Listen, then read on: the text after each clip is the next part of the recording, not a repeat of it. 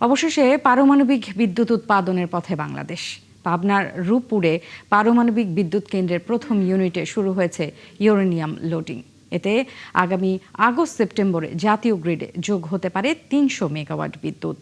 বিকেলে fuel loading অনুষ্ঠানে যোগ দিয়ে বিজ্ঞান ও প্রযুক্তি মন্ত্রী ফকির মাহবুব আনাম বলেছেন, প্রধানমন্ত্রী তারেক রহমানের নির্দেশে সর্বোচ্চ নিরাপত্তা নিশ্চিত করে পারমাণবিক বিদ্যুৎ উৎপাদনের যাত্রা শুরু হয়েছে। পারমাণবিক বিদ্যুৎ আগামীর শিল্পায়ন ও কর্মক্ষেত্র প্রশস্ত করতে সহযোগিতা করবে।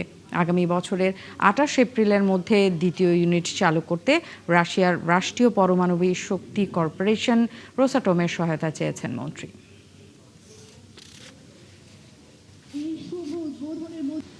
বাংলাদেশ আজ দ্রুত অগ্রসর রাজনীতিবিদ।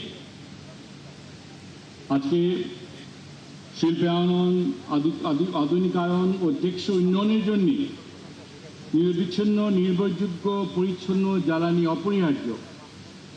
এই বাস্তবতায় পারমাণবিক শক্তি আমাদের জাতীয় জ্বালানি নিরাপত্তার অন্যতম ভিত্তি। এটি শুধু বিদ্যুৎ উৎপাদন করবে না, এটা আমাদের প্রযুক্তিগত সক্ষমতা, শিল্পায়ন ও ভবিষ্যৎ প্রজন্মের সম্ভাবনাকে শক্তিশালী করবে। দর্শক, এই বিষয়ে আরো খবর জানাতে রূপপুর পারমাণবিক বিদ্যুৎ কেন্দ্র থেকে যুক্ত হচ্ছেন সহকর্মী সুফিয়ান পারাবী। পারাবী, একটু জানতে চাই, ইউরেনিয়াম লোডিং তো শুরু হয়েছে, আপনার কাছে এই মুহূর্তের কি তথ্য আছে, চিত্র আছে, একটু জানতে চাই।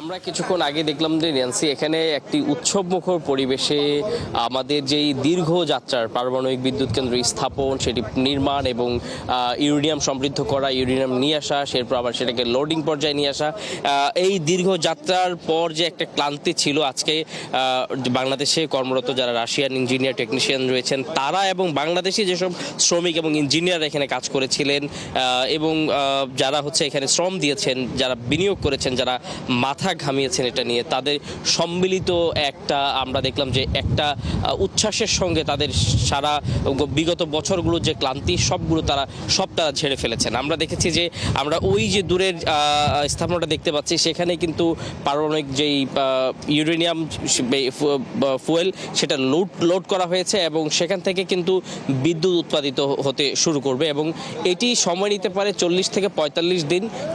শুরুতে প্রাথমিক পর্যায়ে অল্প করে সেটি ন্যাশনাল গ্রিডে বিদ্যুৎ দিতে শুরু করবে এবং আগামী আগস্ট অথবা সেপ্টেম্বরের দিকে হয়তো এটি 300 মেগাওয়াট করে বিদ্যুৎ সঞ্চালন করতে পারে। এর মধ্যে একটি গুরুত্বপূর্ণ বিষয় হচ্ছে যে বাংলাদেশ বর্তমান সরকার এটিকে অত্যন্ত গুরুত্ব সহকারে দেখছে এবং ভাবছে যে যেই বৈশ্বিক জ্বালানি সংকট সহ বৈশ্বিক যে সমস্ত বিষয় একটা অনাকাঙ্ক্ষিত পরিস্থিতির মধ্যে পড়ে যাচ্ছে বিভিন্ন বিষয়, সেই সময় দেশে মানুষকে নিরবিচ্ছিন্ন এবং পরিবেশ বান্ধব জ্বালানি আরেকটি উৎস বের করতে আসলে বর্তমান সরকারের প্রধানমন্ত্রী তিনি নির্দেশনা দিয়েছেন যে সর্বোচ্চ সতর্কতার সঙ্গে এই যেই জ্বালানির কর্মসূচি রয়েছে সেই কর্মসূচিকে সামনে এগিয়ে নিতে হবে। সেই সঙ্গে আগামী বছরের এপ্রিলে আমরা স্পষ্ট করে বলতে শুনেছি যেই বর্তমান যিনি বিজ্ঞান ও প্রযুক্তি মন্ত্রী রয়েছেন তিনি স্পষ্ট করে বলেছেন যে আগামী বছরের, এবং তিনি আমরা দেখতে পাচ্ছিলাম যে স্টেজে রোসাটমের যিনি যে মহাপরিচালক রয়েছেন তার দিকে ইঙ্গিত করে বলছিলেন যে আগামী বছরের এই এপ্রিলের 28 তারিখে যেন আমরা আরেকটি যে দ্বিতীয় ইউনিট রয়েছে যেটি আরও 1200 মেগাওয়াট যুক্ত করবে আমাদের ন্যাশনাল গ্রিডে, সেই যেটি যেন উদ্বোধন করা সম্ভব হয় এবং রাশিয়ার পক্ষ থেকে সর্বাত্মক সহযোগিতা যেন অব্যাহত থাকে সেই বিষয়টাই কিন্তু তিনি গুরুত্ব দিয়েছিলেন। তো আজকে বলতে পারি যে যেই দীর্ঘ এক যুগেরও বেশি সময়ের যেই পরিশ্রম, মানুষের হাড় খাটুনি এবং সেই পরিশ্রমের একটি আজকে প্রতিদান পেতে যাচ্ছে সবাই মিলে এবং সম্মিলিত হাস্যমুখে আসলে আমরা দেখলাম যে সেই মুহূর্তটাকে সবাই উদযাপন করলো। ন্যান্সি, উৎসবমুখর পরিবেশে রূপপুর পারমাণবিক বিদ্যুৎ কেন্দ্রে ফুয়েল লোডিং কার্যক্রম শেষ হয়েছে। সুফিয়ান, আপনাকে ধন্যবাদ, আপনি সেখানটার খবর রাখতে থাকুন। দর্শক, আমাদেরকে সুফিয়ান পারাবী জানাচ্ছিলেন আপনার যে রূপপুর পারমাণবিক বিদ্যুৎ কেন্দ্র সেখান থেকে ইউরেনিয়াম লোডিং শুরু হয়েছে এবং সেটার যে আপডেট, সেই আপডেটগুলো আমাদেরকে জানাচ্ছিলেন।